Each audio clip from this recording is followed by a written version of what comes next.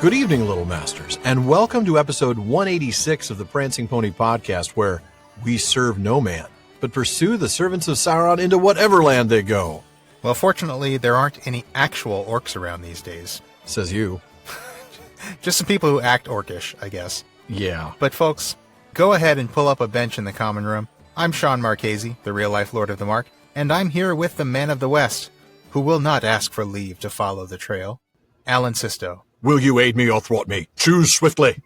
Today we're going to be talking about the third part of the Riders of Rohan. That's Lord of the Rings Book 3, Chapter 2. We're going to spend this entire episode visiting with this Éomer chap. That's going to be fun. He seems nice. nice. I think so. Let's see how this goes. He's the nice guy, that Éomer. Yeah. He is. He's very nice. He's very nice. He had some choice words for some of our heroes in the last episode. Well, yeah. But they had some choice words for him, too. Let's see if we can get past that. That's true. Let's be fair. Now, for those of you joining us for the first time, welcome. Here at the Prancing Pony Podcast, we are working our way through J.R.R. Tolkien's legendarium, a few pages at a time. We study the details, make connections to other writings, talk about our favorite themes. And we have a whole lot of fun along the way, so we are glad that you've joined us. And we hope you'll be glad you joined as well. But before we get to tonight's chapter discussion, it's time for fan favorite Philology Fair. All right. Well, folks, you know, if you've ever heard this show before, you know that I will do this segment as often as I can find an excuse to do so, and as often as Alan lets me. Seriously, I have to hold you back. You do. Yeah. You really do.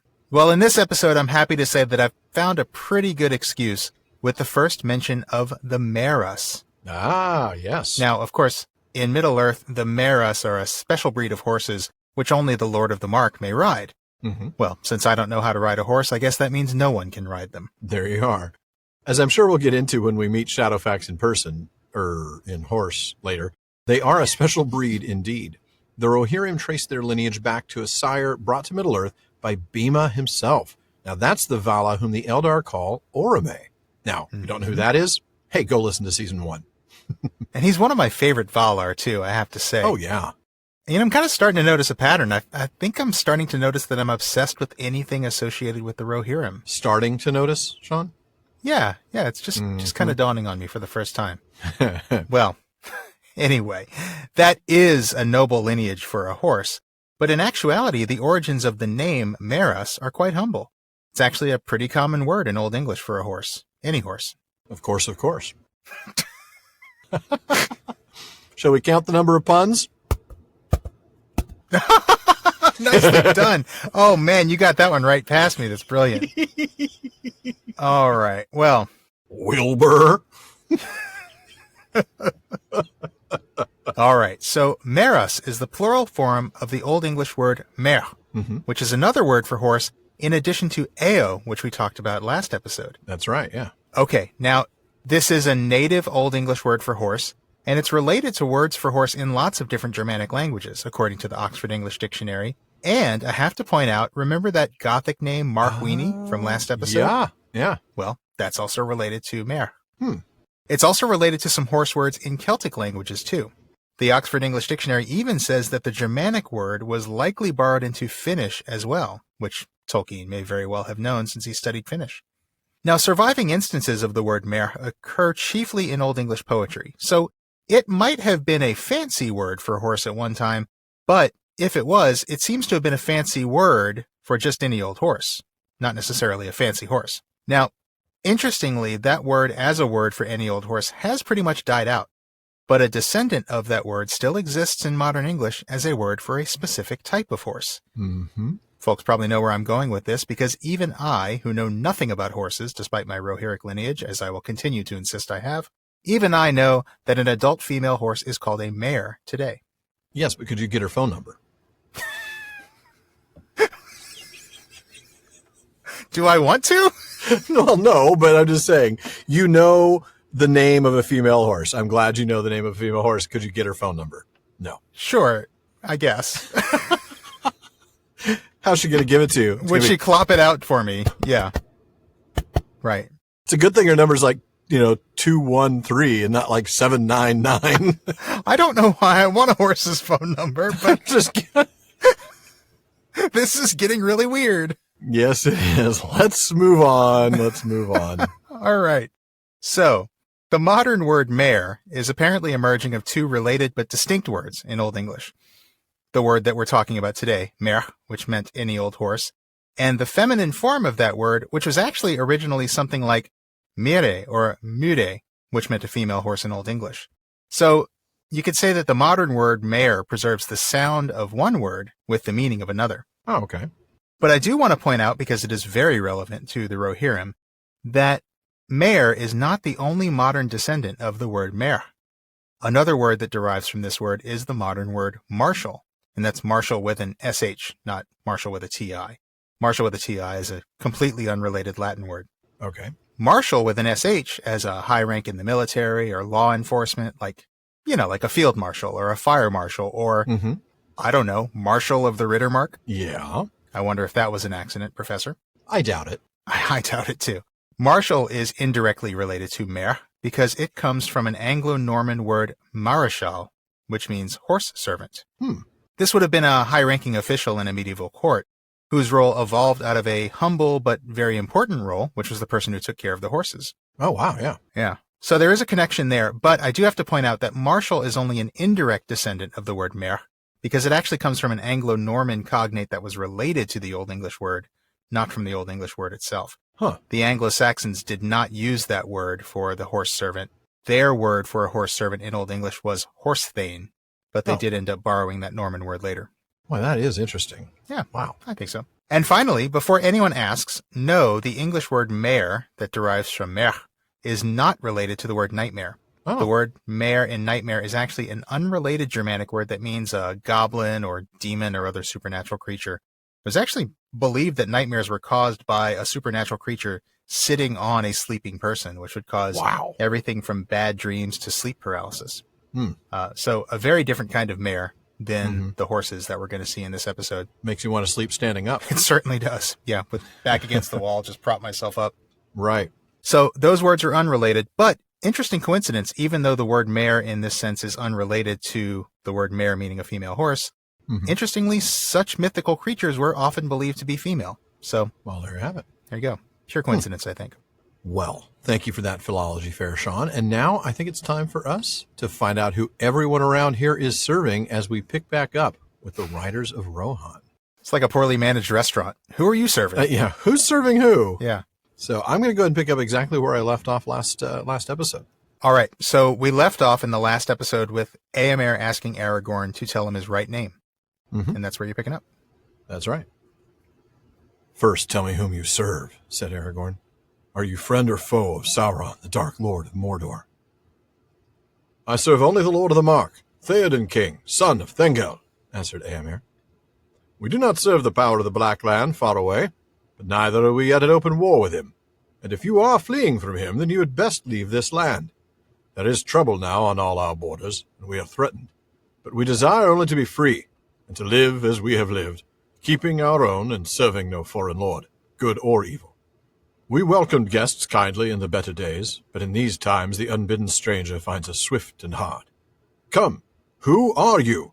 Whom do you serve? At whose command do you hunt orcs in our land? I serve no man, said Aragorn, but the servants of Sauron I pursue into whatever land they may go. There are few among mortal men who know more of orcs, and I do not hunt them in this fashion out of choice. The orcs whom we pursued took captive 2 of my friends. In such need, a man that has no horse will go on foot, and he will not ask for leave to follow the trail. Nor will he count the heads of the enemy save with a sword. I am not weaponless. Aragorn threw back his cloak. The elven sheath glittered as he grasped it, and the bright blade of Anduril shone like a sudden flame as he swept it out. Elendil, he cried. I am Aragorn, son of Arathorn, and am called Elisar, the Elfstone, Dunedain, the heir of Isildur, Elendil's son of Gondor. Here is the sword that was broken and is forged again. Will you aid me or thwart me? Choose swiftly. Gimli and Legolas looked at their companion in amazement, for they had not seen him in this mood before. He seemed to have grown in stature while Éomer had shrunk, and in his living face they caught a brief vision of the power and majesty of the kings of stone. For a moment It seemed to the eyes of Legolas that a white flame flickered on the brows of Aragorn like a shining crown. Éomer stepped back, and a look of awe was in his face. He cast down his proud eyes. "These are indeed strange days," he muttered. "Dreams and legends spring to life out of the grass." We'll stop there for a little bit. All right. This is an amazing scene. Uh-huh. And look at the power dynamics here. Mm-hmm. Aragorn is trespassing in a land that Éomer is patrolling. And he has taken control of the situation with just so much determination. I mean, before he answers Éomer's question, right? Éomer's asking him to give him his right name because he has only given him an alias so far. That's right. You know, it's like the police officer is asking you to give him to give him some identification. And before you do that, you're going to ask, are you friend or foe of Sauron? He wants to know who Éomer serves, and by extension, who the Rohirrim serve, right? Because they still don't know what side they're on here. And there's 104 others of them. Yeah. This is not just like one guy who stopped to pull you over. This is the entire police force. Yeah, this is a bold move. Yeah, it is. It's gutsy. And Éomer takes it in stride, which I think says tons about Éomer's character. A lot. Yes, it does. You know, he answers. He says, "Hey, look, I only serve Theoden, the Lord of the Mark. I don't serve Sauron, power of the Black Land." No. But he does say we're trying to remain neutral, and we're not at war either. So we may not serve Sauron, but we're not ready to fight him. We're going to come back to that. Yeah. But after saying that and saying, "Look, I've answered your question. I've answered all your stinking questions. Tell me who the heck you are. Who are you? Who do you serve?" And he's asked another question here. Whose authority do you do these things? Who's over you? Right. Who are you hunting orcs for? Yeah. And Aragorn moves straight to that question. He still doesn't name himself. I know. He goes straight to that second question. Yeah. Claiming to serve no one, but only pursuing Sauron's minions. And even, I have to say, pointing out that there are few among mortal men who know more of orcs than I do. Oh, yeah. I mean, again, this is just the boldness. I mean, he's not wrong. No, he's not wrong at all. But this is a very I've been chasing bold, orcs since your grandfather was riding That's these right, fields. man. Mm-hmm. I was 20. Your grandfather was a wee lad. But yeah, I know what I'm doing. And I mean, this is just this is a bold and confident Aragorn. This is not the Aragorn from last chapter when he was like, "Oh man, everything I do goes wrong." And no, radically different. He's got his groove back. He has found it. Yes, he has. No doubt about it. He mentions the pursuit of friends, that there's no need for leave to follow enemies. I don't need your permission. You know, I mean, this is really, like you said, bold. Here's 105 people ready to skewer me. And I'm saying, I don't need your permission. Right. And then he gets really serious. Look, I only count the heads of the enemy with a sword. I don't care how many there are. And I am not weaponless. You do not disarm me. Here I am. Right. And I don't need to count the enemy because I've got my buddy Legolas here who can count all of you guys from very far however away. far away you are. Yeah. But then, oh man, I am not weaponless, as you said. And then we get the reveal, man. Throws back his cloak. The sheath glitters. He pulls out the bright blade. There's this sudden flame that just... What a moment you that can is. just see the flame as the light reflects off this blade. Mm-hmm. And then he names himself. That is right. Aragorn, son of Arathorn. He gives all the lineage, the titles. I mean, notice the first name he said was Elendil when he pulled the blade out. It's like he's leading with the, sort of this kind of like battle cry of his ancestor's name and leading with the lineage. Yeah, the founding king, Elendil. Yeah, that's right. Goes into all of it. Elisar, Elfstone, Dunedain. I mean, how many names did we predict he was going to use? Yeah, I think we said 17, which is a stretch. How many of the 17? He gets a few of them. He does. And then he says, look, this is the sword of prophecy, the sword that was broken and is forged again. I love that. It's capitalized in the text. Here is the sword, capital S, that was broken, capital B. Right. This is the sword that was broken. Right. It is a sword of prophecy, no doubt. And that's when you get that clear delineation. Aid me or thwart me. You are either for me or against me. You better make your decision right now. Right. And again, that power dynamic. This is not give me a ticket or let me go. No. This is aid me or thwart me. Yeah. You know? Yeah. Man. And there's going to be a price if you thwart me. I may go down, but I'm going to go down swinging. Yes, exactly. And Gimli and Legolas, man, their response. Woo. They look at Aragorn and they see something. Yeah. Oh, yeah. Well, they seem to see something, right? He seemed to have grown in stature while Éomer had shrunk. Power and majesty. And Legolas even sees this white flame like a crown. Oh, ho, ho, ho, ho, ho. I love that so much because Mhm. obviously we know that this is not a literal thing, but you have to imagine that is there something elvish about Legolas? He can somehow see into Aragorn's true nature here in a way that others can't. He can see the kingliness there. Yeah, That's amazing. that really is. And of course, he will end up wearing a crown. Yeah. With a white gem. So, yeah, absolutely. So that's, Yeah. yeah, exactly. I think Legolas is kind of seeing something. Maybe it's a little bit of foreknowledge, maybe a little bit of foresight, but it's definitely a very powerful moment. he is Isildur's heir. You owe him your allegiance. That's right. Things the elf of the woodland realm would not have known at that time. Good point. Now, about this growing and shrinking that we see here with Aragorn and Éomer, this is not the only time we see something kind of like this, is it? No. Next season, actually, when Smeagol gets captured by Frodo and Sam, we're going to see that moment when he's told to swear by the precious. And when Frodo says, "It is before you," we read that, "For a moment it appeared to Sam that his master had grown and Gollum had shrunk." And then there's a moment of growth that doesn't have somebody shrinking in A Long Expected Party back in episode 96 when Bilbo changes his mind about giving up the ring. "Well, if you want my ring yourself, say so," cried Bilbo. "But you won't get it. I won't give my precious away, I tell you." His hand strayed to the hilt of his small sword. Gandalf's eyes flashed. "It'll be my turn to get angry soon," he said. "If you say that again, I shall. Then you will see Gandalf the Grey uncloaked." He took a step towards the hobbit, and he seemed to grow tall and menacing. His shadow filled the little room. Of course, we all remember that from the film. They did a great job of showing that sort of menacing look. Yeah, they did. And then there's this blink and you miss it shrinking moment from the Ride of the Rohirrim, right as the battle hangs in the balance. We read that Theoden sat upon Snowmane, motionless, gazing upon the agony of Minas Tirith, as if stricken suddenly by anguish or by dread. He seemed to shrink down, cowed by age. But then after the change in the wind, the bent shape of the king sprang suddenly erect, tall and proud, he seemed again. That's right. And then, of course, there's the apparent growth of Merry and Pippin. Yeah. No, I'm kidding. That's actual growth, yeah. That actually was growth as a result of Yes. the Ent draft. And yes, we'll get there soon enough. I just had to throw it in here because I'm really looking forward to that. Yeah, definitely. I mean, it's somebody growing. It's Yeah, just exactly. not apparent growing. It's real growing. It's real growth. Actual No doubt growth. about that. I love Éomer's response to this.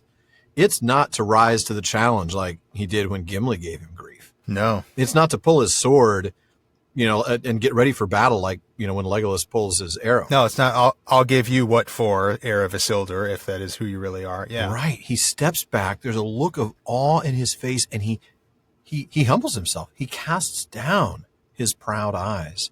And then he echoes that line from last episode about these are strange days.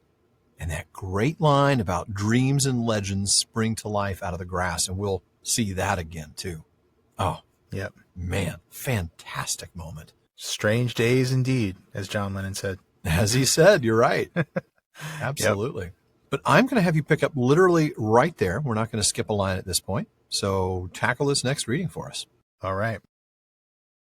"Tell me, Lord," he said, "what brings you here? And what was the meaning of the dark words? Long has Boromir, son of Denethor, been gone seeking an answer, and the horse that we lent him came back riderless. What doom do you bring out of the north?" "The doom of choice," said Aragorn. "You may say this to Theoden, son of Thengel. Open war lies before him, with Sauron or against him. None may live now as they have lived, and few shall keep what they call their own. But of these great matters we will speak later. If chance allows, I will come myself to the king. Now I am in great need, and I ask for help, or at least for tidings. You heard that we are pursuing an orc host that carried off our friends. What can you tell us?" "That you need not pursue them further," said Éomer. "The orcs are destroyed." "And our friends?" "We found none but orcs."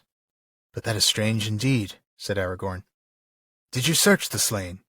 were there no bodies other than those of orc kind. They would be small, only children to your eyes, unshod but clad in grey. There were no dwarves nor children, said Éomer. We counted all the slain and despoiled them, and then we piled the carcasses and burned them, as is our custom. The ashes are smoking still. We do not speak of dwarves or children, said Gimli. Our friends were hobbits. Hobbits, said Éomer. And what may they be? It is a strange name. A strange name for a strange folk, said Gimli.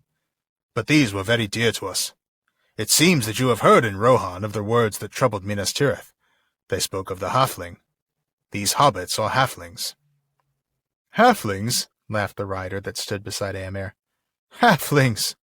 But they are only a little people in old songs and children's tales out of the north. Do we walk in legends or on the green earth in the daylight? A man may do both, said Aragorn. For not we, but those who come after will make the legends of our time.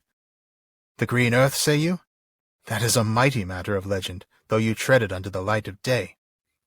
Time is pressing, said the rider, not heeding Aragorn. We must hasten south, lord.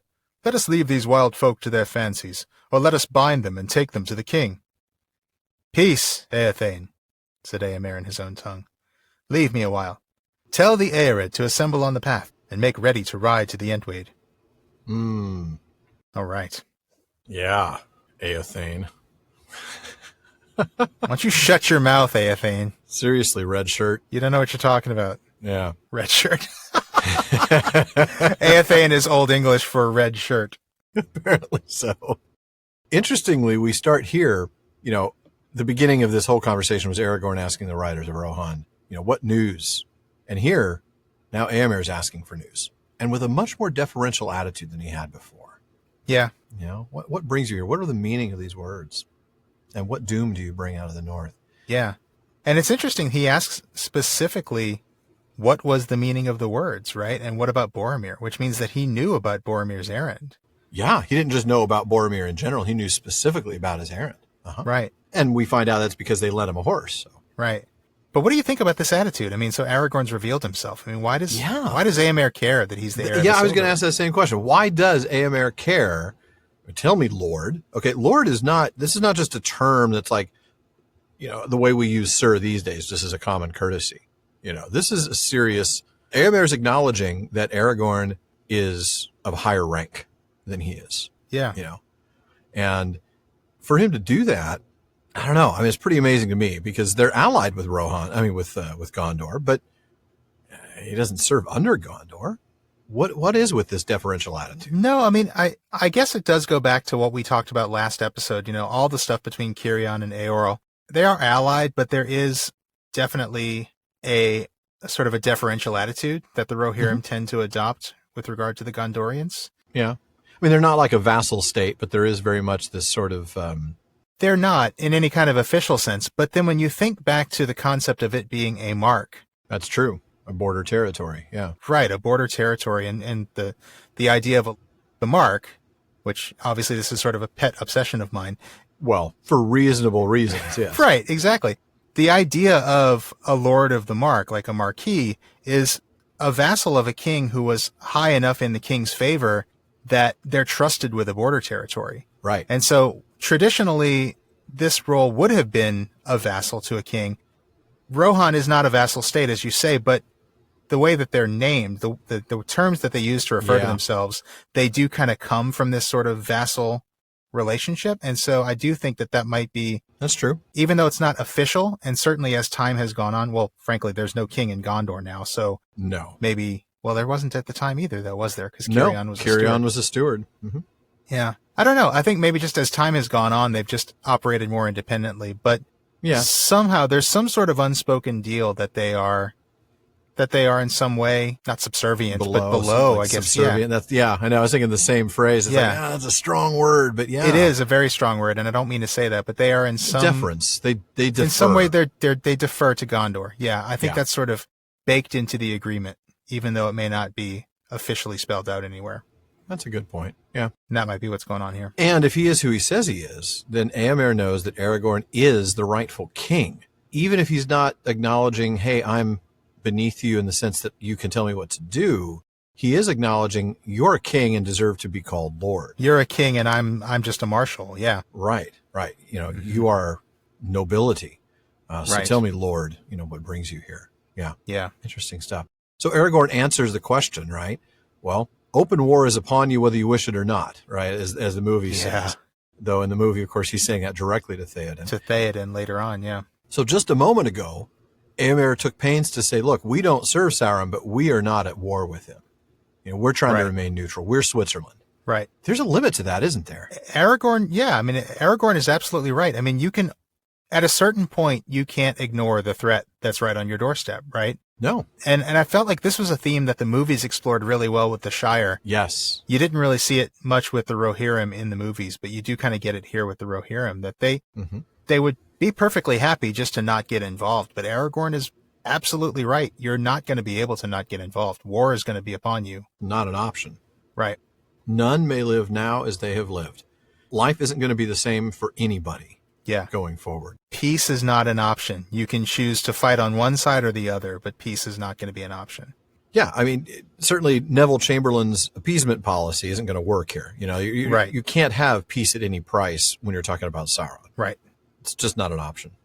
Yeah, well, and as you mentioned Neville Chamberlain, that reminds me of, obviously all that stuff is going on when Tolkien's writing this, right? Right, and right. While we know that none of this is an allegory, of course, I feel like I always have to caveat that, but I'm reminded of Tolkien's words about Tom Bombadil from one of his letters, and I unfortunately don't have that in front of me right now. I might have to pull it up for the P5, but I remember Tolkien talking about Tom Bombadil as a pacifist and sort of what those limits were, right? The practical limits of being a pacifist in these times. Right. That at some point there's a practical limitation to that. Yeah. Right. So maybe we'll have to dig that up for the P5, but I think it's very relevant to what's going on here. Very much so. Yeah. So Aragorn, of course, repeats, look, loss is going to come. Difficult times are going to come. Nothing is going to be the same. Mm-hmm. And he explains, look, I will talk to the king myself when I get a chance to see him. But for now, I need news about our friends. Yeah. That's what's important. Yeah. And so Éomer tells him, look, you want news? I got news for you. We destroyed the orcs, and there was nobody else there. No one else was found. No, nobody. And so Aragorn starts, saying, okay, look, these guys, they would have been only children to your eyes. They would have been small. And because of the way Aragorn says this, Éomer assumes he's talking about dwarves or children. Right. And he's like, no, we didn't see any dwarves or children. It's a funny kind of literal interpretation of what Aragorn's saying. Well, because he certainly isn't thinking about hobbits. He doesn't know what they are. He's never heard of them. No, he has no idea. They're legendary creatures. Another writer is shocked to hear of halflings, and this is, of course, Éothane. And he makes that statement, that question, I should say, legends. Are we walking among legends, or are we walking on the regular earth, on the green earth? And I adore Aragorn's response to this.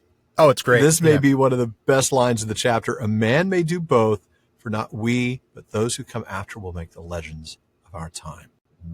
Wow. In other words, do we walk in legends or on the green earth? The answer is yes. Yes. The answer is yes. Do we have free will, or is there fate? Yes. Do we walk in legends on the green earth? Yes. Yeah. He's got such insight here as to how legends come to be, how they're made, how they grow. And he should, because he is our link to Numenor and to the Second Age and to the First Age, really. Legendary times himself, yeah. He's our link back to Beren and Luthien. Wow, yeah, you're right. When you draw it back to Beren and Luthien, it's even more so, of course. Yeah, he is proof that these legends were real. So Aragorn is going to be the first person to know that legends aren't untrue. Just because it's a myth doesn't mean it's a myth. There are myths and there are myths. Boy, I love that. That is so true. It comes all the way back to what Tolkien said to Lewis in Mythopoeia.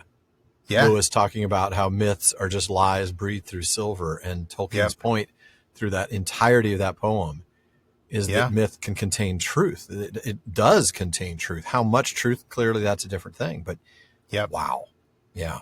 You're absolutely right. And, I was actually thinking of something from On Fairy Stories about, Tolkien writes that whole essay with this sort of tongue-in-cheek perspective that fairies are real. Yeah, that's right. That little conceit. Mm-hmm. Yeah, that kind of runs throughout the entire essay. And he says things like, fairies aren't concerned with us and things like that. And he says things like fairy stories are made by men, not by fairies. Right. And I was thinking about how much that sort of supports the idea that legends change over time and are just reports relayed by people who didn't live them. There could be that seed of truth, but these things are carried, down generation to generation and ultimately are documented by people who had nothing to do with them. That's right.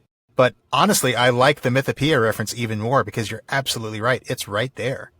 Myths do have truth in them. That's the whole point of that poem. So wow, I think that captures it perfectly. Great really, stuff. Really cool.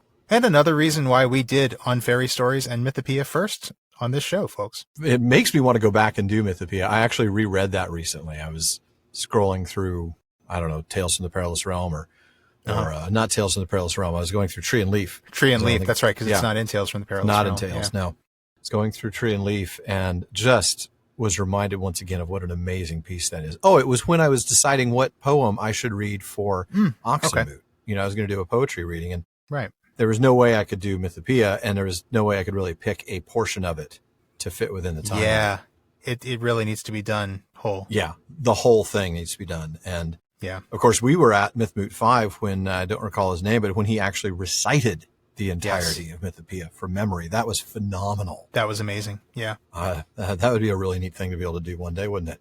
Someday. But it is not this day. It is not this day. No. All right. Well, let's get back to the text. So we've got this rider, Éomer, we learn his name is, basically just ignoring Aragorn's wisdom. Just like, whatever. Not heeding Aragorn. K-boomer, and just moving on. Whoa, ouch. And basically just like says, hey, why don't we just leave them or bind them? Right. Neither option sounds great. Leave us, stranded out here in the middle of nowhere on our feet still. Right. Or even worse, take us captive. Yeah. And so Éomer commands the Eored to assemble, and he wants to talk alone to Aragorn. He wants to kind of get him on the side. I think that's pretty clear. Go get the guys, get them together, get them on the path. I've got some things to take care of. I'll catch up. Just, Yeah, there you go. So what is an Eored, I hear you ask? That is a good question, folks. So, we're going to go back to Unfinished Tales for this and the story of Cirion and Eorl that we discussed last episode. Oh, yes. In footnote 36 to that story, we get the following. According to a note on the ordering of the Rohirrim, the Eored had no precisely fixed number, but in Rohan it was only applied to riders fully trained for war, men serving for a term, or in some cases permanently, in the king's host. Any considerable body of such men, riding as a unit in exercise or on service, was called an Eored. But after the recovery of the Rohirrim and the reorganization of their forces in the days of King Fulquina, 100 years before the War of the Ring, a full Eored in battle order was reckoned to contain not less than 120 men, including the captain, and to be 100th part of the full muster of the riders of the mark, not including those of the king's household. The Eored with which Éomer pursued the orcs had 120 riders. Legolas counted 105 when they were far away, and Éomer said that 15 men had been lost in battle with the orcs. Now, there you go. Interestingly enough, of course, the word Eored in Old English means cavalry, band, troop. So there you go. Not a shocker there. I'm stunned, I tell you, that the word that Tolkien used Old is English. Straight out of Old English and means something very, very similar to what the Rohirrim use it for. I know. It's shocking. Yeah. Now, before we find ourselves alone with Éomer, and I know many of our listeners would love to find themselves alone with Éomer. I was thinking that too, yeah. I know. We do want to remind you to visit our website, theprancingponypodcast.com, as we've made some improvements recently. Yeah, we still have all the good stuff there. Show notes and outtakes, Prancing Pony Ponderings, as well as our online storefront, where you can get PPP shirts, mugs, stickers, and more. Yeah, and one of the best resources we have there is the library page. After all, we love the books here at the Prancing Pony Podcast, and we want to make sure you can get your hands on any of the books we mention here. Now, we may talk about a lot of Tolkien-related stuff on the podcast, but at heart, Alan and I are fans of Tolkien's books and books about Tolkien. That's why we have the library page, with links to every book we've ever mentioned on the show. That's right. Now, we do make a few pennies from the purchases you make from those links, so thank you for your support. Now, we also wanted to tell you about another incredible project from Jordan Rennells, friend of the PPP and host of his own Music of Middle-earth podcast. Not only is he now our audio engineer, but he's launched a new creative endeavor, Stroke of Simplicity. He's creating elegant line art that is both simple and simply stunning. And he's available for commission pieces as well, including tattoo designs. So head over to jordanrannells.com/stroke of simplicity and take a look. That's JORDANRANNELLS.com/stroke of simplicity. You'll be able to purchase existing designs or submit a request for a custom piece. You'll also find links to his music and to the Music of Middle-earth podcast. That's right. So visit jordanrannells.com/stroke of simplicity for a look at some simply elegant line art.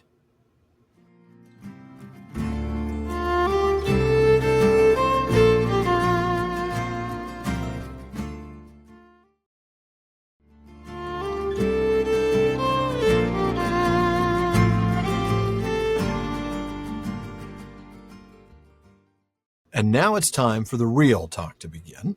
Now that the three hunters and Éomer are singing, I think we're alone now. Oh, man, that reference. Wow. Wow. Yeah. Tommy James and the Shondells. Wow. Wow. Well done. That's the original version. That is. I don't think I would have remembered that. I have to pretend that I didn't hear that song for the first time in the 80s when it was sung by Tiffany. Gah. I just said I heard it. I didn't say I was a fan or anything. No, I know. I shuddered because when you mentioned her name, I saw in my head a music video for just about 3 or 4 seconds and thought I was just, there were times where I had to turn off MTV and that was one of them. Really? I don't really remember the video, honestly. I don't remember it either, thankfully. I think like so many other traumatic experiences, I've erased it from my memory. So, that's great. Just about everything from that genre. So, well, that's why I went straight back to Tommy James and the Shondells. And I'm glad you did. It's what I'm here for. There you go. Well, we digress, but I'm going to go ahead and pick up and read right there. Muttering. Sorry, the very first word just cracks me up. Now, partly because there's no comma there. See, I would think, I'm going to say, if I'm writing this, muttering, Éothane retired. I would have done the same thing, but no, it's like Muttering Éothane. Like it's his that's nickname. His name, Muttering Éothane. They call me Muttering Éothane. My name's Éothane. People call me Muttering Éothane. Yes. I love it. Especially now that I'm retired. They call me Muttering Éothane. Oh my gosh, especially now that I'm retired. That is awesome. That was really well played, sir. Well played indeed. Oh, that's terrible. How am I going to even read this now? Reel it in. All right. Muttering, Éothane retired and spoke to the others. Soon they drew off and left Éomer alone with the 3 companions. All that you say is strange, Aragorn, he said. Yet you speak the truth, that is plain. The men of the Mark do not lie, and therefore they are not easily deceived. But you have not told all. Will you not now speak more fully of your errand, so that I may judge what to do? I set out from Imladris, as it is named in the rhyme, many weeks ago, answered Aragorn. With me went Boromir of Minas Tirith. My errand was to go to that city with the son of Denethor, to aid his folk in their war against Sauron. But the company that I journeyed with had other business. Of that I cannot speak now. Gandalf the Grey was our leader. Gandalf, Éomer exclaimed. Gandalf Greyhame is known in the Mark.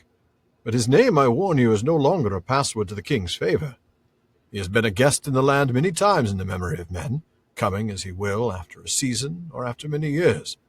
He is ever the herald of strange events, a bringer of evil, some now say.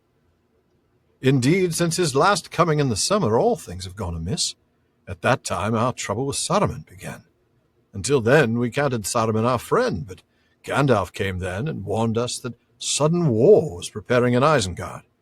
He said that he himself had been a prisoner in Orthanc and had hardly escaped, and he begged for help. But Theoden would not listen to him, and he went away. Speak not the name of Gandalf loudly in Theoden's ears. He is wroth. For Gandalf took the horse that is called Shadowfax, the most precious of all the king's steeds, chief of the Meras, which only the Lord of the Mark may ride.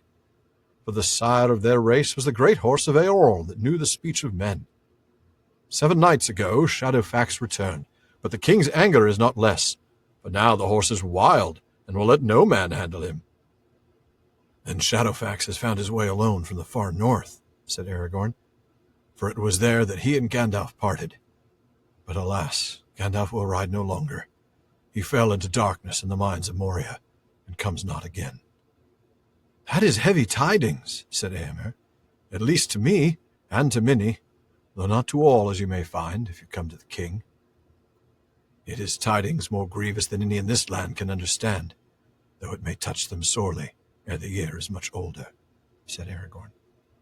And I know I'm stopping mid-paragraph, but that's kind of, there's some points to break down. And I tell you, this chapter might have been the hardest for me to outline because there's like page after page after page of this conversation. It was hard to leave anything out, wasn't it? Yeah. It really was. What do we read? What do we not read? And where do we stop? Like what are the discussion points, right? What are the bullet points? I got to admit, this was a challenging chapter, but I loved it because it really got me a chance to dig deep. Yeah, for sure. So yeah, let's go back to the beginning. Now that Éomer and Aragorn are alone, they can speak a bit more frankly, right? Yeah. Éomer kind of opens up with, "Look, this is really strange news, but obviously it's true. I can see that much," right? Yeah. I want to talk about that, though. The claim that the men of the mark do not lie and are thus not easily deceived. Talk about that. True? I mean, how could that be? Is it possible that there are men that do not lie ever, that never speak untruths? I'm sure it's a bit of poetic exaggeration, but I think it's the idea that trustworthy people know how to recognize trustworthy people. Yeah. Yeah. No, I mean, I think that's totally what it is. I mean, they probably lie sometimes. I'm sure some of them do, and not just worm tongue. No, I wasn't at the tavern. I swear I wasn't at the tavern. I was tending the horses. Surprise parties, you know. "Oh, what are you guys planning?" "Oh, nothing. We're just gonna go ride to war tomorrow." "No, That's right. It's your birthday." That was really corny. I'm sorry, but that's all I can come up with. That was a good one, though. Thank you. You're too kind. What you said was right. People who are generally truthful, who value honor, who value, being faithful to their word. These are people who are going to be able to sniff out a lie. I think so. He knows. Yeah. He knows. He can tell that's true. The way Aragorn's conducting himself. Yeah. There's really no point to lying and making the story up. He's just some, vagrant claiming to be the long-lost king of Gondor. It's a pretty crazy story otherwise. Because anybody would do that, right? It's, Right. Anybody's carrying a sword. Yeah. And wearing stuff that makes them nearly invisible and traveling as a man, an elf, and a dwarf. Yeah. Instead of going for like an obvious lie, like, "Oh, I was just like part of this raiding party from Gondor and I got separated from my group, or I'm the last survivor, I'm just this guy." And he's going to come out with like, "No, dude, I'm the king." Yeah, that's right. Thousands of years without a king, I'm back. Yeah. Right. It's too weird to not be true. That's true. Like nobody would come up with this crazy of a story. Right. And then Éomer says something really interesting. You talked a moment ago about how he humbles himself. Yeah. I think this is even further humbling of himself. Again, deferential to Aragorn. Yeah. To the point of saying like, "Look, just tell me more. I need more information from you." There's implicit trust here. And it's just tell me what's going on so that I can make the right decision, so I can judge clearly. Exactly. And what I noticed is that earlier when it was like, "Tell me your right name," right? Mm-hmm. It was very demanding. Here, "Will you not now speak more fully of your errand?" I mean, he's asking him with courtesy, with respect, not like a sense of obligation, right? Right. Yeah. And that reminds me so much of how much courtesy is a mark of heroes in Tolkien's legendarium. Yes. Yes, it is. You see that so much here. You see it so much with Faramir. Mm-hmm. That's exactly who I'm thinking of. Yeah. Yeah. And you really see it here. And I think that's really cool. And actually, speaking of Faramir, this actually does kind of presage a similar conversation later on. Yes, it does. With Faramir and Frodo and Sam, doesn't it? Speak more fully so that I may judge. We're going to see a lot of comparisons with Éomer and Faramir. Yeah. In terms of this scene, in terms of making a decision. Yeah, we'll be talking about that at length. So Aragorn starts answering the question, and he begins with their departure from Rivendell and his original idea of going with Boromir to Minas Tirith. But when he mentions Gandalf, there's that strong reaction. Yeah. I love it. Yeah. Ixnay on the Andalf gay. Yeah. Ixnay on the Andalf gay. I love that. That's great. Ahaim Grey. Ahaim Grey. Yeah. Not a name you're going to want to mention around the king. Eowyn Thay does not like Andalf gay. Not at all. Not anymore. Not at all. And he has such a great way of saying it. No longer a password to the king's favor. Yeah. I love that. No longer. That's just brilliant. You might want to think twice. In other words, he's on the king's you-know-what list, basically. Yeah, he is. That is right. because he's a herald of strange events. Weird things happen when he shows up. And some people, but not me, say he actually brings evil. I mean, he doesn't say not me, but he kind of does when he says some now say. And then we get clearly in a moment that he sees Gandalf's loss as a real problem. Yeah. And then he gives some examples of some of the things that people are saying about him, about the fact that Gandalf's arrival coincided with the trouble with Saruman starting. Yeah. And about how Gandalf warned Rohan about Saruman's preparations for war. Theoden didn't listen, but he did offer some help. Yeah. And then, Gandalf took that invitation. That's sort of like you go over to somebody's house and they're like, can I offer you something to eat? Yeah, I'd like, do you have a ribeye? Yeah. Medium rare, please, with a baked potato. Right. This is like, he was trying to probably just give him some courtesy. What can I do to help you on your journey? This is abusing his hospitality to a degree. Right. Yeah. And he goes, oh, you want to help me on my journey? I'll take your best horse ever. Yeah. The chief of the Miraz, only ridden by the king. Yeah. Yeah. So this is a very special horse indeed. We talked about this a little bit earlier. The sire of this race of horses, actually, the sire that they can actually trace it to was Eorl's horse, Felaroth. Ah, Felaroth, yes. And the legend says that this horse was actually descended from Orome's own horses that were brought out of the West. Yeah. This horse could understand speech. Eorl's horse could understand speech. Pretty cool. Special creatures. Very special creatures. Now, this horse came back a week ago, Éomer tells us. Yeah. And so that raises a question, doesn't it? It raises a big question. Where was Shadowfax? Now, we're going to do a brief sidebar on this. At the Council of Elrond, Gandalf says that he sent Shadowfax back after Weathertop, which was on the 4th of October, a long time ago. That means that Shadowfax took 5 months to wander his way back south, a very long time, because it only took them 10 days to travel north, and that included the side trip to the Shire. So he's just meandering and taking his own sweet time. He's apparently not in any hurry to get back to Theoden. No. Well, can you blame him? Right. I mean, Wormtongue's running the show, so why would you want to go back? That's true. Now, when we see Gandalf in a few chapters, Shadowfax answers his call, and Gandalf says, "It is a long way from Rivendell, my friend." This seems to be a holdover from Tolkien's earlier plan, which, according to Christopher Tolkien in Treason of Isengard, had Tolkien thinking about having Gandalf take Shadowfax to Rivendell, and that he would remain there until summoned. Oh, wow. Which kind of goes along with what Aragorn says here too, right? I mean, how does he put it? Let me just take a look at the actual text. Shadowfax has found his way alone from the far north. Right, yeah. Arguably Rivendell.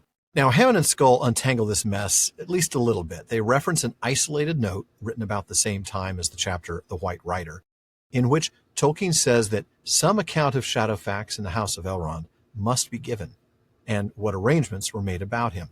Or did he just run off after Gandalf got to Rivendell? How did Gandalf summon him? And all of that is Tolkien's own notes right there. So at least Tolkien seemed confused by it as well. That's the best we can get. Yeah, right.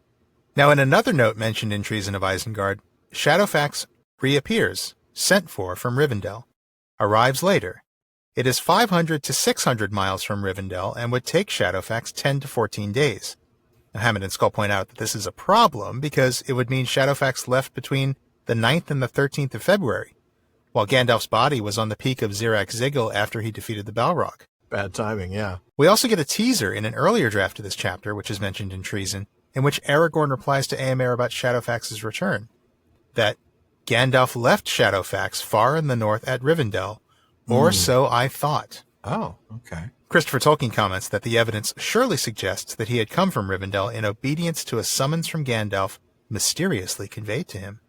Indeed. And we have no idea how that message gets conveyed either. That's Nope. Some sort of human to animal Hasanwe? I don't know. Could be. Maya thing. I don't know. Again, he can understand human speech, so maybe he can understand thought. I don't know. Natural 20 on his animal handling roll. I don't know. Natural 20. Well, yeah. Gandalf really... Oh, yeah. The good news is he had some bonuses to add to that. He was able to stack both the intelligence bonus and the skill bonus. Yep.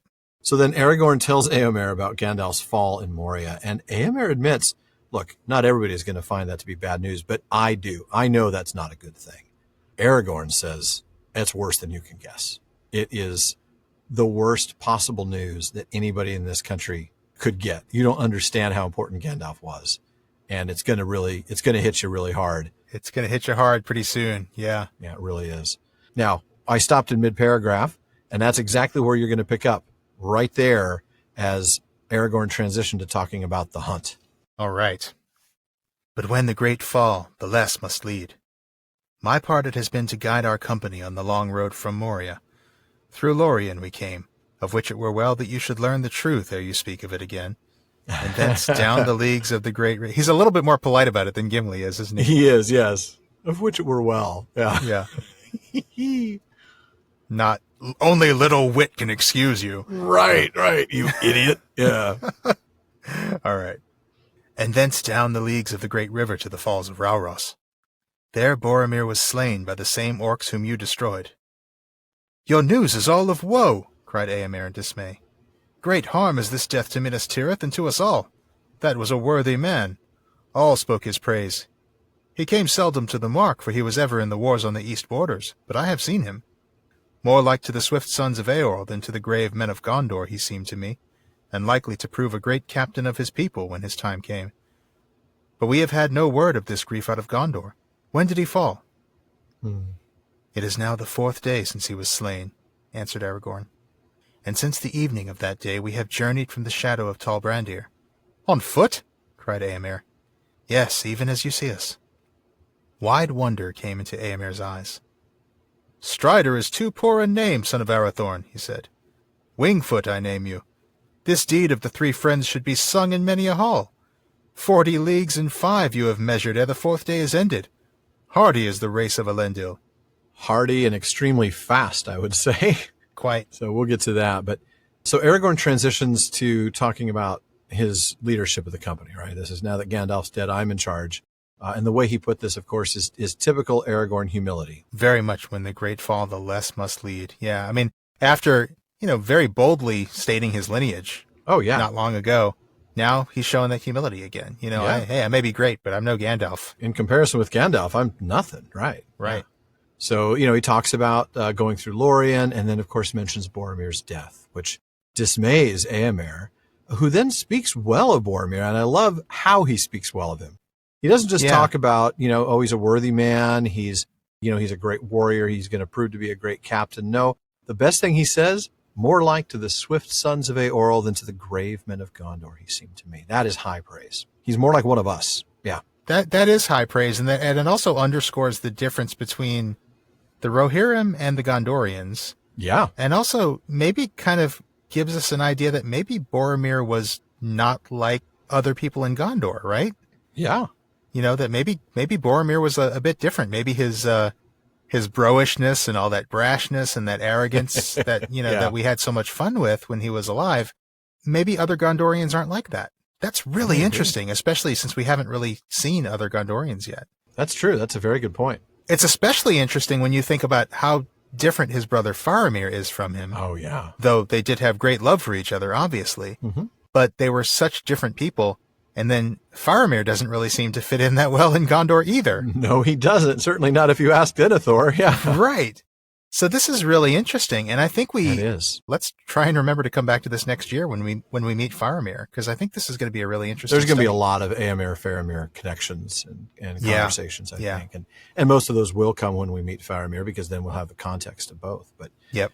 Yeah, it's a good point. I mean, he compares the two, and what are the opposite? What are the terms that he uses that are opposites? The swift sons of Eorl versus the grave men of Gondor. Yeah. Now, those aren't really directly opposites. Swift is more fast, obviously. It seems like more of a physical description, whereas grave is more of a personality description. Maybe he's meaning decisive swift. I don't know. But yeah, I'm thinking more like a physical, description of somebody in battle. The grave men of Gondor are very serious, very somber. Yeah. Or maybe he's thinking about sort of the brashness of Boromir, maybe swift in action as opposed to maybe deliberating a lot. Yeah. Like Gondorians might. I don't know. That's a very good point. Maybe he's saying he's more of a man of action, whereas the Gondorians are, they're committee runners. Yeah, that makes sense. Not like Elrond, but, they're the kind of people who sit around and talk about things and deliberate over decisions, whereas the Rohirrim just act. Maybe that's what he's saying. Yeah. Actually, that I think is pretty on the nose right there. I'd agree with you 100% on that. So this is when we get the amazing timeline. 4 days since Boromir's death, and we've come in those 4 days all the way from Tol Brandir on foot. Man. Yeah. Éomer is rightly amazed by this. Blown away. Are you kidding? Dude, that's, 45 leagues. Yeah. In 4 days. Before 4 days are up. That's 135 miles. And since we're trying to do metric here, 217 kilometers. Of cross country. No paths. Of cross country, yeah. No trails. I mean, you're following the Orc Trail, but it's not a paved route. You're not on a bike lane. Yeah. Yeah. This isn't freeway. This is country, cross country. Yeah. Amazing. And Éomer gives Aragorn name number 437, yeah. Wingfoot. Wingfoot. Yeah. Love that. And then we got this sort of hinted in the previous chapter, and now Éomer says it out loud. This deed of the three friends should be sung. I love that because we saw how the Rohirrim are, right? They're singers, not writers, right? Right. We're not going to write this story down. We're going to sing it. We're going to sing this in a mead hall with great goblets, and we're going to sing it in Medjugorje. Absolutely. Absolutely. It's brilliant. Yeah, it really is great. And not only does it talk about being sung, which of course reflects the Rohirrim and how they tell stories, but this makes me think back to the line earlier about walking in legends and how legends are born. This is exactly how legends are born. Absolutely. I mean, by people doing amazing stuff, and somebody gets impressed and says that needs to be a story. Exactly. And then we're going to sing about that. And now, that's brilliant. 100 years from now, people are going to hear about the legend of these three hunters and how they covered 45 leagues in such a short time. But not the legend of the Rent. No, well, the legend of the Rent is, it's way past due. Yeah. I've been fighting the legend of the Rent for like an episode and a quarter now. I thought I'd pitch you a soft one there. I appreciate that. That was good. The legend of the Rent is way past due. That's what I was looking for. There you go. Of course you were. Now, I'm not going to turn that down, man. You shouldn't. Jack Black can't sing, and neither can I. So that's perfectly fine for me to, try to. Jack Black, I know he's got a very idiosyncratic singing style, but he can sing. I don't mean he can't carry a tune. I just mean he does the metal thing. He does the metal singing thing. Yeah, he does. That's true. And I struggle with the metal thing. The screaming part is really hard for me to do, unless of course I'm doing Trogdor. You do that one well. Oh man, I can't wait till we get to another dragon one of these days, just so I can talk about Burninating the countryside. Yep, that might have been some of the most fun I've had in all of season 2. But this is not season 2. This is season 5, and we digress. I'm going to go ahead and pick up right where you left off, and this is immediately after Éomer's completely stunned by the accomplishment of the three hunters. Right, and now he's going to ask, what am I supposed to do now? I love this. We're going to get to the discussion first, but I guess we got to read, huh? Yeah, let's do that first. But now, Lord, what would you have me do? I must return in haste to Theoden. I spoke warily before my men. It is true that we are not yet at open war with the Black Land, and there are some, close to the king's ear, that speak craven counsels. But war is coming. We shall not forsake our old alliance with Gondor, and while they fight, we shall aid them. So say I, and all who hold with me. The East Mark is my charge, the ward of the third Marshal, and I have removed all our herds and herdfolk, withdrawing them beyond Entwash, and leaving none here but guards and swift scouts. Then you do not pay tribute to Sauron, said Gimli. We do not, and we never have, said Éomer, with a flash of his eyes, though it comes to my ears that lie has been told. Some years ago, the Lord of the Black Land wished to purchase horses of us at great price, but we refused him, for he puts beasts to evil use. Then he sent plundering orcs, and they carry off what they can, choosing always the black horses. Few of these are now left. For that reason, our feud with the orcs is bitter. But at this time our chief concern is with Saruman. He has claimed lordship over all this land, and there has been war between us for many months. He has taken orcs into his service, and wolf riders, and evil men, and he has closed the gap against us, so that we are likely to be beset both east and west. It is ill dealing with such a foe. He is a wizard, both cunning and dwimmer-crafty, having many guises. He walks here and there, they say, as an old man, hooded, cloaked, very like to Gandalf, as many now recall. His spies slip through every net, and his birds of ill omen are abroad in the sky. I do not know how it will all end, and my heart misgives me, for it seems to me that his friends do not all dwell in Isengard. But if you come to the king's house, you shall see for yourself. Will you not come? Do I hope in vain that you have been sent to me for a help in doubt and need? I will come when I may, said Aragorn. Come now, said Éomer. The heir of Elendil would be a strength indeed to the sons of Eorl in this evil tide. Again, mid-paragraph stop, just because we have to. We have to stop somewhere. Yeah. So, and this makes sense. Right here, we've caught up. We've talked about Sauron and Saruman. That's really what we want to get at here is war. So, Éomer, going back to the beginning, Éomer, again, showing deference to Aragorn, asks him, Lord, what should I do? Yeah. He admits that he spoke carefully in front of his men, but now that it's just the two of them, he's really coming directly out and asking for counsel. Yeah. You know, he's saying, look, we're not at open war yet. That is true, but I do know it's coming. And he starts to give Aragorn a little bit of a current events on what's going on in Rohan, about how some are speaking craven counsel or cowardly counsel is what that means. Right. But we won't forsake Gondor. That much is true. Absolutely. I mean, we have a long-standing alliance with Gondor. We're not gonna back out on that. Right. So Gimli confirms you don't pay tribute to Sauron. Right. And Éomer, look, I've heard about that lie. I mean, that rumor isn't the first time that's come around. Here's the story: Sauron came to us. He wanted to buy horses. We said no, and he ended up stealing them. And he always stole the black ones. And I love this. That is the reason that our feud with the orcs is bitter. Yeah, because they stole our horses. They stole our horses. Yeah. They love their horses. Our horses are special to us. They are very special. And we'll see more of that. Yeah, absolutely. Yeah.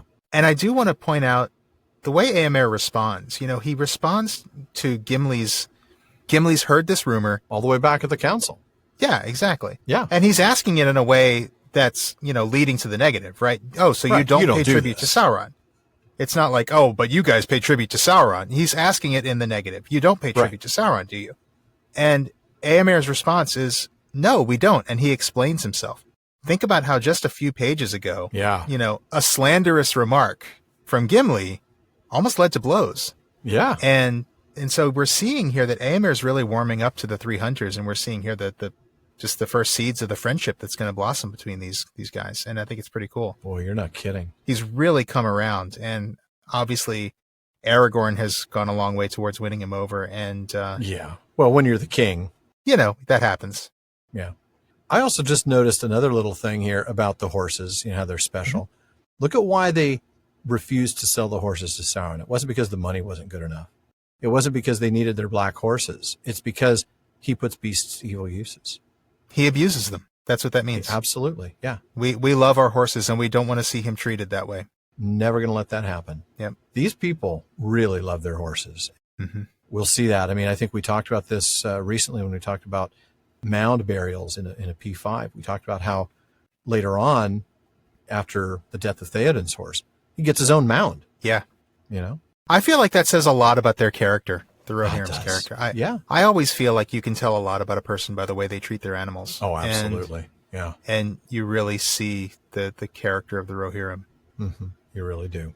No doubt. But Éomer goes on to kind of talk about what's going on in Rohan right now, and he says that, look, our main problem right now is with Saruman. Saruman has claimed lordship over all this land. That's a problem. It's our land, and he's claiming lordship over it. Yeah, that's not okay.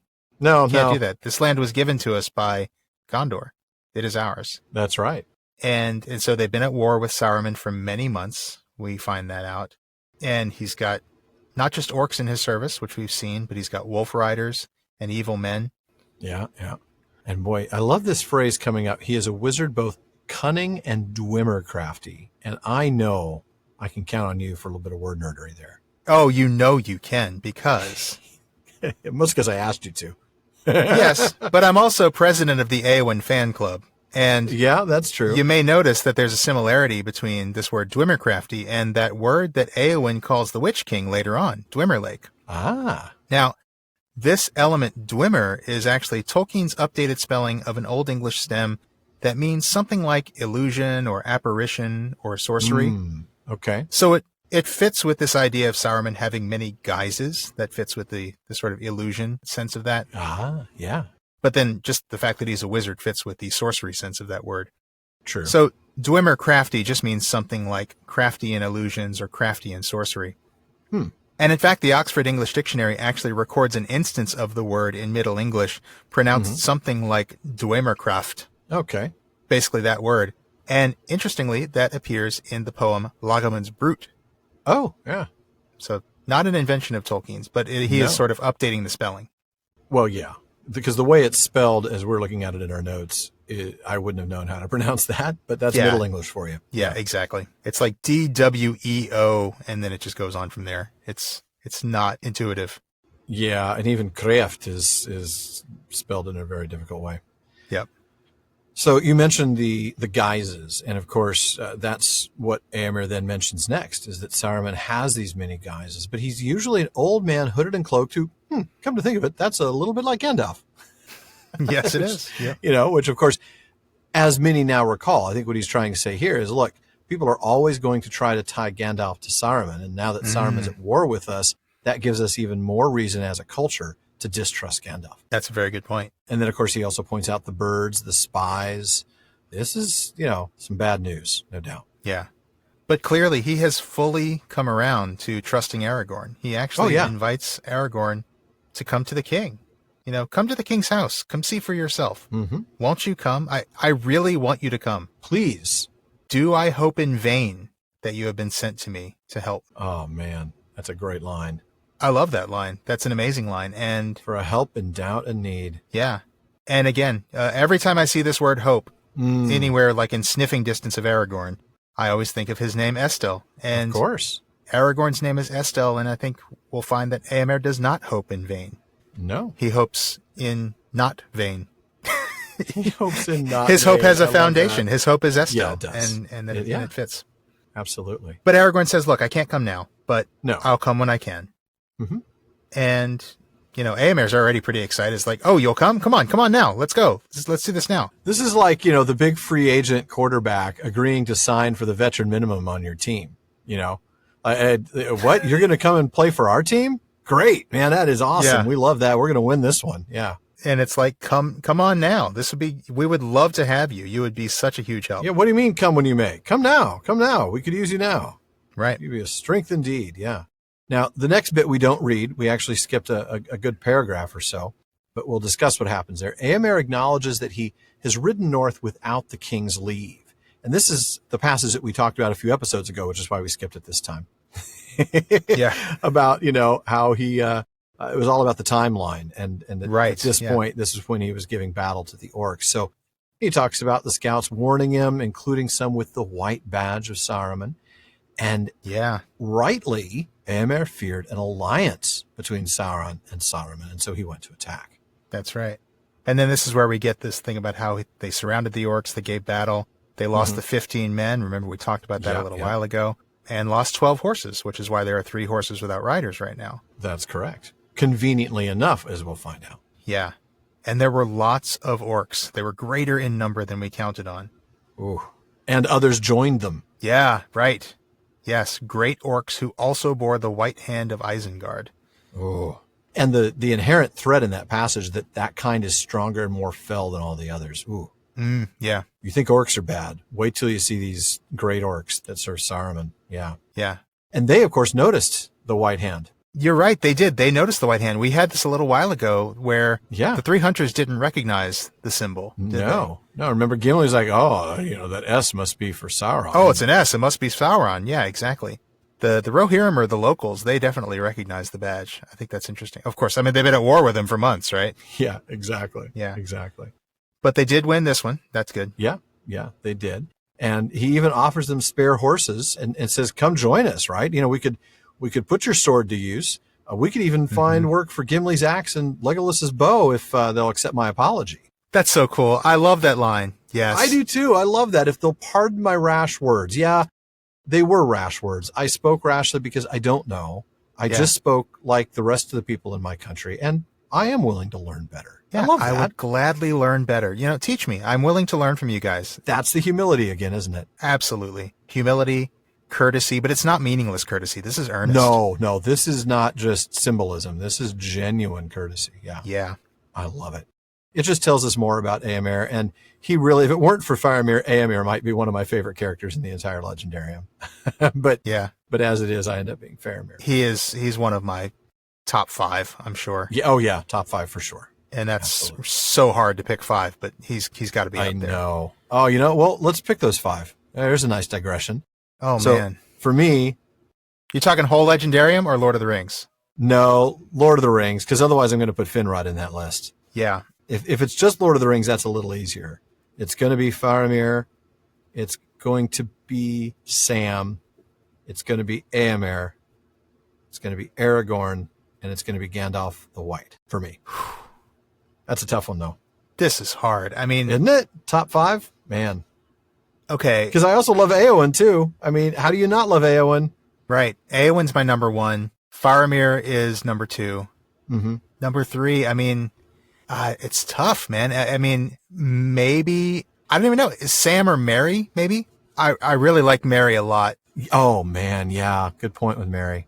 I do too. There's so many good characters in this. Oh. I know there are. I mean, even Baragon comes to my mind, right? I mean, here's this just an ordinary captain who ends up, having to do a ridiculously hard thing to save Faramir. Yeah. A thing he didn't want to have to do. Yeah. Oh. So I don't know. Yeah, I guess Éowyn, Faramir, maybe let's say Mary, then Sam, maybe Éomer then, although Aragorn's up there too. I know, it's so hard. Éomer's top 5, top 6. It's tough. It is really hard. It is tough. It is real tough. All right. Well, we're going to have people, the fun thing about that, and the reason why I said let's go ahead and digress on that, is we're going to have just a ton of people telling us how wrong we are and that our top 5 should be. We missed so many great ones. And of course we did. I mean, Treebeard and you know what? Don't worry, folks. Ask us again in 3 months. I bet they will have changed. Yeah. That's true. And if I had time to actually sit down and think and really think, maybe I would have had slightly different answers. But off the top of my head, those are the ones I come up with. All right. Yeah. Fun stuff. But yeah, it's like my top 2 are never going to change, but the others might change. So ask me again in a few months. We'll see what we come up with. Yeah. My top one's always going to be Faramir. Your top one's always going to be Éowyn. No doubt about that. Yep. Uh-huh. And then one more thing before we move on to my next reading, which is I just want to talk a little bit about the giving of the spare horses. We talked a moment ago about how important their horses are to the Rohirrim. They wouldn't let Sauron they wouldn't sell them to Sauron. No. But they're giving horses to Aragorn, Legolas, and Gimli. I mean, clearly, again, they've earned their trust, right? This is a big deal to give spare horses to... At this point, it's giving them the horses if they come with them. Like, we'll give, come with us, we'll give you the horses so you can come with us, right? Oh, that's a good point. I'm thinking ahead. What you say is absolutely true, but we'll see it more in the next episode. You know what? You are correct. That's true. It's still true, though, because they're not going to give their horses to outsiders even for this, but they do here. Yeah. Yeah. But you're right. No, they're not actually giving them to take. They're giving them to ride with them. You won't be able to keep up with us if you don't have the horses, right? Yeah. No, that's a fair point. Okay. Hold on to it because we'll see it again. Yeah, let's watch for it when we actually see it in the next episode for sure. And we will. Yeah, absolutely. Cool. So at that point, though, I want you to go ahead and pick up your reading right after he's demonstrated that humility. Aragorn's got a great response, and we'll go from there. All right. I thank you for your fair words, said Aragorn, and my heart desires to come with you, but I cannot desert my friends while hope remains. Hope does not remain, said Éomer. You will not find your friends on the north borders. Yet my friends are not behind. We found a clear token not far from the east wall that one at least of them was still alive there, but between the wall and the downs we have found no other trace of them, and no trail has turned aside, this way or that, unless my skill has wholly left me. Then what do you think has become of them? I do not know. They may have been slain and burned among the orcs, but that you will say cannot be, and I do not fear it. I can only think that they were carried off into the forest before the battle, even before you encircled your foes, maybe. Can you swear that none escaped your net in such a way? I would swear that no orc escaped after we sighted them, said Éomer. We reached the forest eaves before them, and if after that any living thing broke through our ring, then it was no orc and had some elvish power. Our friends were attired even as we are, said Aragorn, and you passed us by under the full light of day." "I had forgotten that," said Éomer. And I will stop right there. Yeah, because perfect we place kind to of have to stop. stop somewhere. But yeah. Yeah, I had forgotten that. Oops. Yeah. Oops. Yep. You got a point there. Yeah, Touché, you sir. really do. You really do. So Aragorn starts out with this, like, look, I would love to join you. I would love to go to battle with you, but we owe it to our friends. So can we get back to that, right? Speaking of which, any news? But look, I keep telling you, man, they're not there. Nope. They're not there. Aragorn keeps hoping, well, maybe they got carried away before the battle. I don't know. Yeah. But Éomer is saying, look, I know what I saw, and I know that nobody got away after we arrived. That's for sure. Right. And we set a picket between them and the eaves of the forest, right? We got to the forest before they did. Yeah. Right. And so if anything got through after that, then it must have had some kind of elvish power. And well, yeah, it's kind of the point. Right, exactly. Yeah, exactly. We got these cloaks, you see, sir. And you saw us in the broad light of day. This was at night, and you also had the orcs to track. So maybe. Check and mate, sir. That's right. Well, they might have broken through the ring, perhaps. No questions broke through our ring unless they have elvish power. So we'll grab one or two of them from Bartleman's bag in a moment. But even when that's done, the talk continues all night long at the Prancing Pony. That's right. Our amazing listener community keeps the conversation going in all of our social media spaces. At our common room on Facebook, you're going to find comments, questions, corrections, and more on every episode, as well as updates from us throughout the week. Just look for the Prancing Pony Podcast on Facebook. And we also have some really good discussions going on over on Reddit. You can find us there at r/PrancingPonyPod. And you can follow us on Twitter and Instagram, both with the handle @PrancingPonyPod. And if you're enjoying the show, please share us and consider giving us a review on Apple Podcasts. And if you want exclusive content, postscripts, full bonus episodes, live Discord events with Sean and me, and episodes without digital ads, then check out patreon.com/prancingponypod, where you can support the show by joining the Fellowship of the Podcast. Now, let's see what messages Bartleman has brought us. Sean. All right. Well, Nathaniel G. wrote to us to ask, how should someone who's read all of Tolkien's completed legendarium works read the History of Middle-earth volumes? Should they be read sequentially from cover to cover, or in some other way? Likewise, should they be read in isolation from, or in conjunction with, corresponding passages from the completed works? I want to say something like, how should they be read? They should be read while standing on your head on Tuesdays. The reality is there really a wrong answer to this? That's the thing. There really isn't. But look, if Nathaniel doesn't include unfinished tales in the idea of a completed legendarium in his question, which, let's be clear, that kind of makes sense because they are unfinished. I agree. Yeah. I would actually recommend that first. Like History of Middle-earth, Unfinished Tales is set up as a collection of drafts and notes, accompanied by a detailed commentary about the history of the texts by Christopher Tolkien. Now, Unfinished Tales is, in my opinion, a lot easier to get into, especially if you decide you are going to start History of Middle-earth chronologically from the beginning of Volume 1, which frankly feels very different from much of the rest of Tolkien. Yeah, it really does. But, once you do that, I'd say start to finish really is the way to read them, but don't think for a minute they're going to read like the finished works. And really, you can do however you want. If your interest in Tolkien is limited mostly to The Lord of the Rings, just read volumes 6 through 9 and leave the rest. Yeah, I agree. I think there's really no wrong way to read them. I do agree that one should read Unfinished Tales before reading History of Middle-earth, mainly because Unfinished Tales is a great introduction to that format that Christopher Tolkien takes. That sort of, you mentioned it, sort of draft plus commentary is the approach that Christopher Tolkien takes with Unfinished Tales and with History of Middle-earth. But Unfinished Tales is a lot easier to absorb. I think that's partly because the drafts aren't quite as fragmentary and there aren't quite so many different competing layers there. True. With the possible exception of the history of Galadriel and Celeborn, which, as we've talked about several times on the show, there's all kinds of contradictory drafts. Yeah, absolutely. But I would say that generally speaking, reading Unfinished Tales is a really good test of how you're going to do with History of Middle-earth. Yeah. If you read Unfinished Tales and it's too dry or it's not your thing, you might want to go back to something else a little bit more straightforward before moving on to History of Middle-earth. That's fair, yeah. I would even say nowadays, before reading Unfinished Tales, you might want to read the standalone editions of The Children of Húrin, Beren and Luthien, and The Fall of Gondolin. if not necessarily before Unfinished Tales, you can read them right after, right around the same time. I would say read them in that order. Read The Children of Húrin first, then Beren and Luthien, then The Fall of Gondolin. Not only because that's the order they were published in, but also because they're progressively more fragmentary. That's a good point.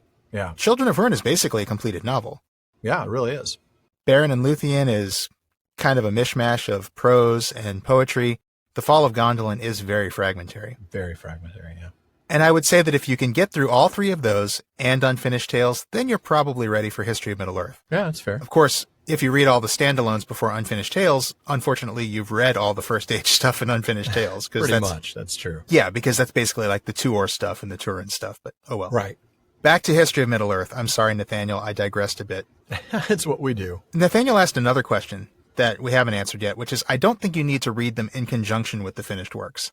I think keep the finished works handy, because you're going to want to refer to them, but I don't think you need to go side by side or anything. And I don't think you have to go start to finish either. I know, Alan, you said you probably should, but you don't really have to. I would agree with that. I definitely don't think you have to, with one big caveat. I would say that the series can be broken into a few different mini sets that you can kind of read on their own. Volume 1 and 2 are the Book of Lost Tales. That's the earliest version of the Legendarium.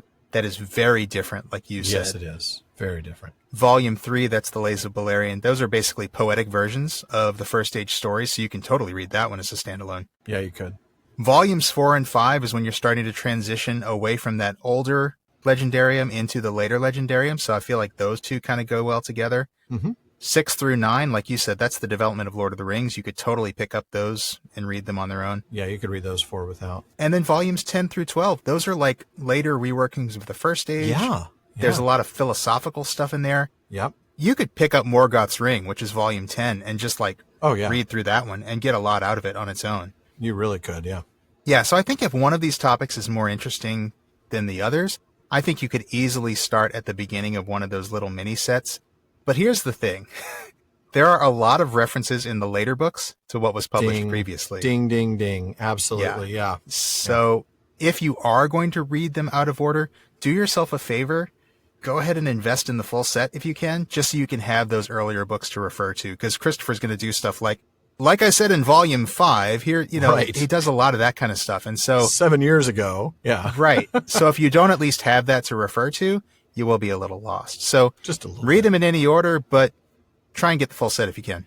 Yeah. And like I said earlier, you don't really have to go start to finish, or it's not even that you should necessarily, but that if you're going to read it all, you might as well do it in that order. I mean, if you know you're only going to read the stuff about Lord of the Rings, then certainly don't. But if you know you're going to read all the volumes eventually, you might as well do them in order, because you start to see the process that Christopher went through to bring these works to life. That's a really good point. There's all that process stuff that really starts to flow. But yeah, each chunk can really be read independently. I mean, my first exposure was to volume 6 through 9 as a history of Lord of the Rings. Was it really? Yeah. I went straight to the Book of Lost Tales after reading Unfinished Tales. Man, I bounced off Book of Lost Tales like 3 times. It took me forever to try to get through that. Yeah. And I was in college when I read it, man. I was like, I didn't understand any of it, but it was cool. No. I mean, I love it now, but it was very different. Yeah. It's so different. Yeah. All right. Well, that was a good question. Thank you, Nathaniel. Yeah. Absolutely. And next up, Laron S. asks us a fun one. What is your favorite word in any of the Elvish languages? Oh. The meaning of a specific word, the sound of it, the name of a place or of a person.